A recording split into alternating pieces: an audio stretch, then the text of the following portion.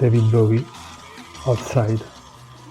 Le journal de Nathan Adler ou le rituel artistique du meurtre de Baby Grace Blue, un cycle du hype dramatico-gothique non linéaire.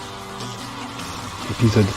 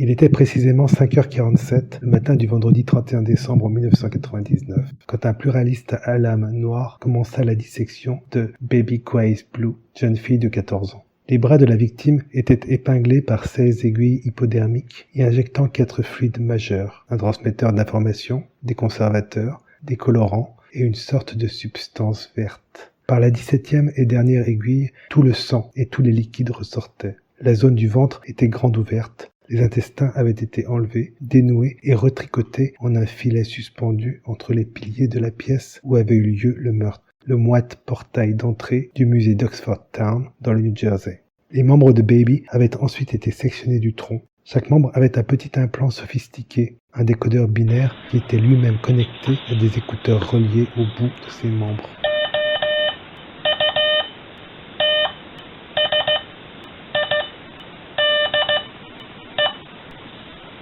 Les mini-amplis autonomes étaient ensuite activés, amplifiant les substances mémorielles d'infotransport décodées, se révélant être d'abscons haïkus, de courts vers détaillant les mémoires d'autres actes brutaux, amplement documentés par les Ramblois. Les membres et ceux qui les composaient étaient suspendus au filet évasé, tels des limaces qui seraient les proies d'une créature inimaginable. Le tronc était figé par son orifice rectal sur un petit support, le tout arrimé à un socle de marbre. On voyait la scène plus ou moins bien en fonction de l'endroit où l'on se tenait, derrière ce filet intestinal ou devant l'entrée du musée elle-même, étant ainsi révélateur et gardien de l'acte perpétré. Il était avéré que c'était un meurtre, mais était-ce de l'art? Ramona was so cold. When she broke it off with Leon, she said, "The ring is enough. I don't want to see his face again." Ramona was so cold. Tout ceci n'était que les prémices de l'événement le plus provoquant de la série qui avait commencé aux environs de novembre de cette même année, me plongeant dans l'abysse chaotique le plus prodigieux qu'un tranquille hacker solitaire comme moi était susceptible de pouvoir comprendre.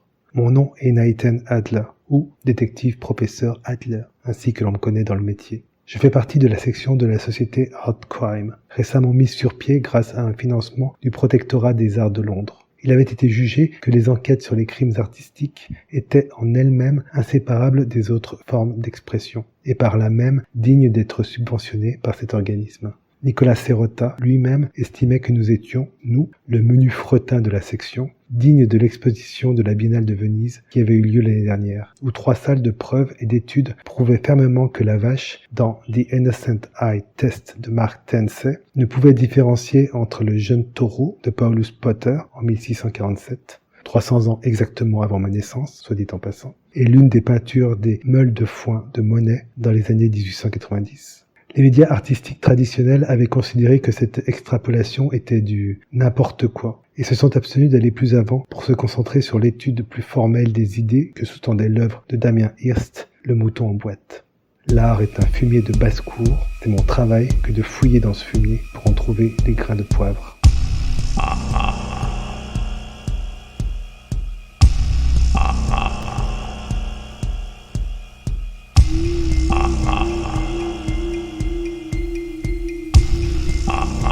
Cruising around me, the flames burn my body. Wishful beginning.